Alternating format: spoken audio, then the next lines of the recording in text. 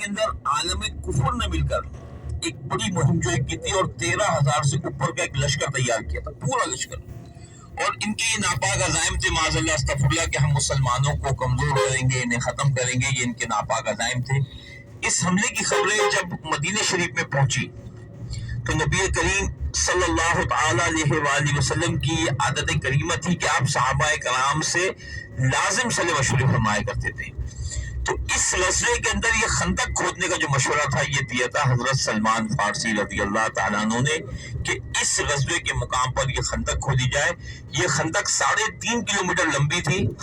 مدینہ شریف کا داخلی راستہ کور کیا گیا تھا، اور اتنی گہری تھی کہ اس کے اندر کوئی اتر کر دوسری طرف نکلنا چاہے تو وہ بغیر رسی کے سہارے کے اوپر چڑھ نہیں سکتا، اور اتنی چوڑی تھی کہ کوئی سواری بھی دوڑتی بھی آئے تو اس کو کراس نہ کر سکے۔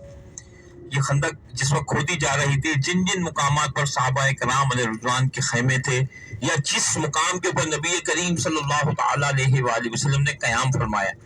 ان تمام مقامات کے اوپر دور عثمانیہ میں، دیکھیں دور عثمانیہ کہلاتا ہے ترکوں کا دور، دور عثمانیہ میں یہاں یہ چھوٹی چھوٹی مساجد قائم کی گئی تھی، جن میں ایک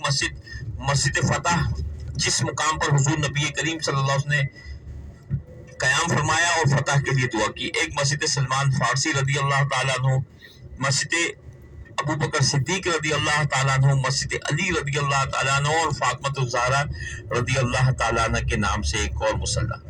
یہ تمام مقامات اس وقت یہاں قائم کیے گئے تھے۔ یہ زیارت جو ہے، ہمارے پرانے آنے والے بہت سارے زائرین ہمارے ساتھ ہوں گے، یہ پوری بند ہوتی تھی۔ اس جگہ پر ان مساجد کے دروازوں کو ویلڈنگ کیا ہوا تھا، کہیں زنجیر ڈالی ہوئی تھی، کہیں تالے لگائے ہوئے تھے،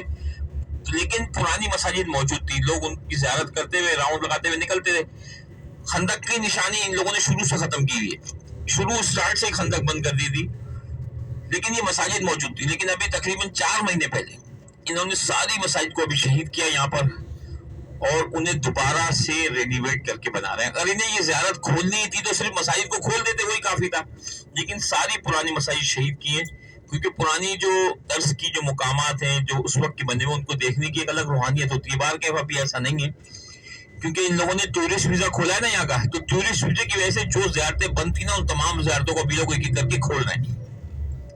ہمارے لیے آسانی ہوگی کہ تمام زیارتیں کھل جائیں گی، لیکن تقریباً زیارتوں پہ اب سب جگہوں پہ ٹکٹ لگانے کا پلان ہوا ہے لوگوں کا۔ اب دیکھیں آگے کیا ہوتا ہے، اللہ تعالیٰ آسانی فرمائے۔ تو یہاں ساری مساجد شہید کر کر دوبارہ ان مساجد کو بنایا جا رہا ہے، رینیویٹ ہو رہی ہے۔ تو ہم اس مقام کا وزٹ کرتے ہوئے، اس مقام کو دیکھتے ہوئے انشاءاللہ تعالیٰ قبلتین کے مقام پر نماز کے لیے ٹھہریں گے۔ تو اس غزوے کے مقام پر جب کفار یہاں پہنچے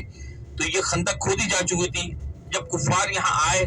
تو وہ اپنی طاقت کے گھمنڈ میں تھے، ان کے پاس 13,000 سے اوپر کا لشکر تھا، جنگی ساز و سامان تھا، انہوں نے اپنے یہاں خیمے لگا دیے کہ ہم اس خندق کو عبور کریں گے، اور وہ کر بھی سکتے تھے، لیکن اللہ تعالیٰ کی مشیت کچھ اور تھی۔ مسلمانوں کی تعداد تو بہت زیادہ کم تھی، تو اس غزوے کے مقام پر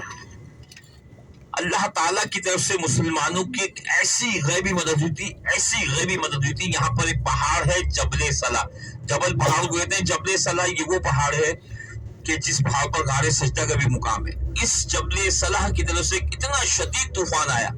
اتنا شدید طوفان برپا ہوا، جس میں ان کا سب کچھ تباہ برباد ہوا۔ یہ سب کے سب بدحواس ہو کر بدحواسی کے عالم میں بھاگے، کفار کو ذلت آمیز شکست، اور اللہ تعالیٰ نے الحمدللہ مسلمانوں کو فتح یاب کیا، الحمدللہ۔ تو اس غزوے کا مقام کا وزٹ کرتے ہوئے قبلتین پہ جائیں گے۔ ابھی ہمارے رائٹ سائڈ پہ اور لیفٹ سائڈ پہ 2 زیارتوں کے مقامات ہیں۔ لیفٹ سائڈ پہ ابھی آپ کی مسجد دیکھیں گے، اس کا نام ہے مسجد جمعہ، کہ جب ہم پر جمعے کی فضیلت کی گئی تو مدینہ شریف کے اندر جو اسلام کا سب سے پہلا جمعہ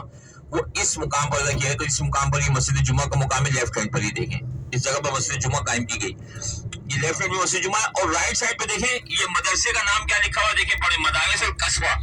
یہ رائٹ سائڈ پر قصوہ جو ہے یہ حضور نبی کریم صلی اللہ علیہ وسلم کی اونٹنی کا نام تھا جس پہ آپ سواری کیا کرتے تھے۔ یہ وہ مقام ہے کہ نبی کریم صلی اللہ علیہ وسلم نے جب مکہ مکرمہ سے ہجرت فرمائی